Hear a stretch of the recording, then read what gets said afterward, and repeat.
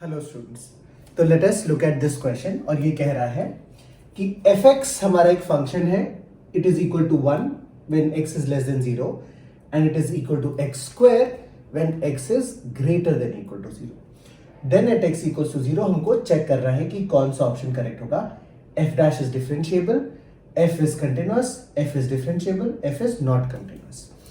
तो बेसिकली हमको फंक्शन की डिफरेंशिएबिलिटी के बारे में डिस्कस करना है, is all that we understand here. तो अगर हम डिफरेंशिएबिलिटी को चेक करना चाहते हैं ना, तो हमने ये पहले ऑलरेडी पढ़ रखा है कि फंक्शन का कंटिन्यूअस होना जरूरी है। तो इन अ वे हमको कंटिन्यूटी भी चेक करना पड़ेगा। नाउ इस क्वेश्चन का कंटिन्यूटी चेक करने का कंडीशन कैसा है, देखो ये जो दोनों फंक्शंस दिए हुए हैं ना, ये काफी सिंपल से फंक्शन है। तो हम इस क्वेश्चन में ग्राफिकल अप्रोच फॉलो करेंगे। तो हम लोग शुरू हो जाते हैं।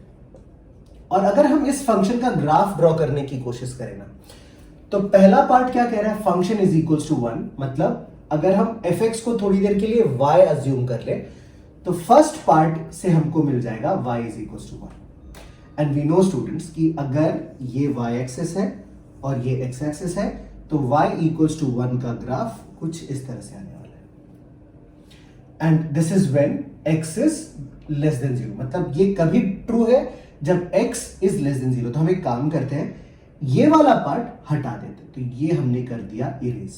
आई होप आपको समझ में आ रहा होगा। और इस पॉइंट पे x इक्वल्स टू 0 पे हम ड्रॉ कर देते हैं एक हॉलो सर्कल। तो ये हो गया ग्राफ हमारे लेफ्ट पार्ट का, मतलब फर्स्ट वाले डेफिनेशन का। सेकेंड वाला पार्ट क्या कह रहा है, एक्स स्क्वायर हमको है हमारा फंक्शन, जब x is greater than equal to 0, तो इसका ग्राफ तो बच्चों लोग ऐसा आ जाएगा। I hope this is clear. और इस पॉइंट में हमको मिलेगा एक solid circle. Is that clear?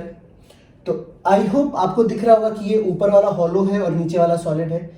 Just in case I am making it sure कि आपको समझ में आ रहा है।